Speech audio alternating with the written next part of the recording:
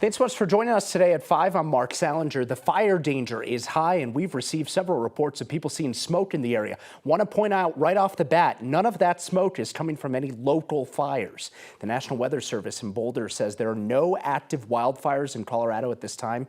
They say any smoke that you might be seeing in Colorado is likely from Utah, where the Yellow Lake fire is burning tonight. It's already burned close to 8,000 acres. Want to take a live look outside over Denver right now. You can see a little bit of haze, but overall, this is kind of one of those perfect bluebird days that gives Colorado those 300 days of sunshine reputations. Want to bring in Corey Reppenhagen. He's been tracking your forecast all day long. And Corey, it doesn't really feel like October right now. Not exactly. I mean, it was almost a classic fall day with that blustery wind, but the temperatures just didn't make it feel anything near because it was super unusual. Broke a record here in Denver and several other areas. You can see the smoke out here. All of us across the state of Colorado are seeing this. This is a shot from Salida looking back at the collegiates. You can see that smoke in the air. Most of it's coming from a pretty large wildfire in Utah, and that does not appear that it's going to be going anywhere anytime soon, although we'll get a little bit of a break tomorrow with a cold front coming in tonight. Record high temperature once again here in Denver. That's the third heat record that we broke in here in October, already in the 5th day, and we could get another one if it doesn't drop below 60 degrees by midnight. I'll talk about that coming up in the forecast. Current wind gusts still in the 15 to 20 mile per hour range. We saw some gusts today in the 30 mile per hour range going through the night here. Looks pretty clear for us. Temperature is going to drop pretty rapidly at about 9 o'clock here. Could lose a good 10 degrees because of a cold front that's coming in overnight. That will keep us a little bit cooler tomorrow, and we may also see a little bit of less wildfire smoke because of that cold front. We're tracking a pretty warm and sunny week, Monday through Friday, with our next storm system coming in on the weekend. It looks like it'll at least be able to deliver a few scattered showers across the area. That's at least something to keep an eye on as we go through the week. Corey, thank you. This is the time of year where firefighters are trying to mitigate fire danger. It's so hot outside, though, that they really can't do that right now. Now News reporter Evan Krugel shares that weather is now forcing departments to change their fire plans. At Bear Creek Lake Park, the fall colors are beginning to appear, but Mother Nature seems to have lost her calendar. And he said, like, we're gonna hit like almost 90.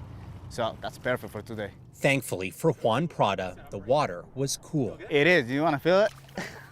His friends spent the day splashing around, soaking up the unexpected heat. Yeah, I'm going to be here the whole day for sure. Juan's outfit was a source of envy just down the road. Yes, yeah. Where West Metro Fire Chief Mike Parker had to wear a few more layers. Yeah, I'm a little bit warmer, I think, than somebody who's relaxing on the beach. Mike's team had been planning a prescribed burn at the park to mitigate fire danger. And we actually canceled that or postponed it because of these conditions. And they're not sure when they'll be able to reschedule. It feels like our summer is going to continue forever and then suddenly it'll be winter. And it really does feel like that outside right now. The heat's continuing, and that just makes it too risky to even do a prescribed burn where we're maintaining or a control of it as much as possible. Mike says if it's too dangerous for them to control a fire, it's definitely too dangerous for the general public. That's right. Just the tiniest little spark can set off a single blade of grass, and that'll lead to an entire field and something even bigger maybe. So we've all got to really watch out. He hopes people follow in Juan's footsteps, enjoying the outdoors responsibly on an unexpected October summer day. We're gonna do some ribs, barbecue ribs, a couple of beers, but not that crazy. Just enjoying the summer, the end of the summer actually.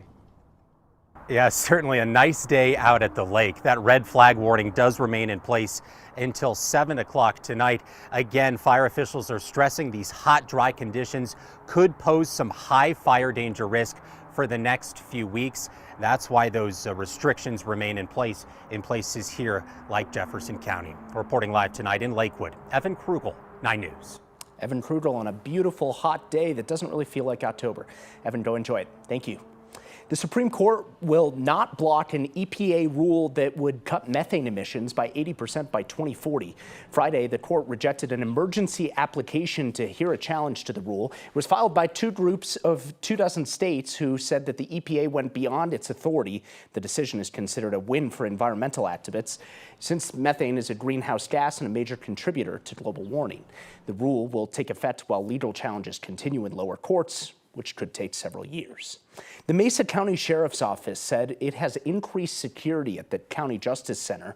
They said courthouse staff received multiple threats after a judge sentenced former County Clerk Tina Peters to 9 years incarceration this week. Peters was sentenced on Thursday for her role in an election data leak. Peters helped a man gain access to the Mesa County election systems, copy hard drives, and post the information online. District Court Judge Matthew Barrett told her at a sentencing hearing that she was a charlatan who showed no remorse for her actions. Your lies are well documented, and these convictions are serious. I'm convinced you would do it all over again if you could. You're as defiant as a defendant as this court has ever seen. A Mesa County spokesperson told the Associated Press they received some compliments for the judge's remarks as well. That spokesperson did not elaborate.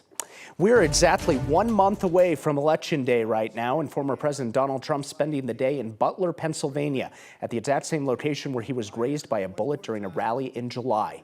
He met with the family of the man killed by the shooter in that assassination attempt. His campaign said that this return to that site of the assassination attempt represents a tribute of the American spirit. Over the past 8 years, those who want to stop us from achieving this future have slandered me, impeached me, indicted me, tried to throw me off the ballot, and who knows, maybe even tried to kill me. On the other side of the campaign trail, the Democratic nominee, Vice President Kamala Harris, was in North Carolina today, meeting with families and getting an update from FEMA on Hurricane Helene recovery. She visited Georgia earlier this week as well. The death toll from the storm, now over 200. The Biden administration has ordered about 1,000 National Guard troops to the southeastern U.S. to assist with the recovery. The work that is happening here and that continues really is the best of what we can do to bring federal, state, and local resources together. Start checking your mailboxes in the next couple of weeks. Colorado will begin sending out mail-in ballots on Friday. We're not sure yet exactly what's going on with the campaign trail this upcoming week, I should say. Trump only has one event on his public schedule this week. That's tomorrow in Wisconsin. Harris does not have any events announced for this upcoming week yet, but that will all likely change. This close to Election Day, the candidates often add events on just a couple days' notice.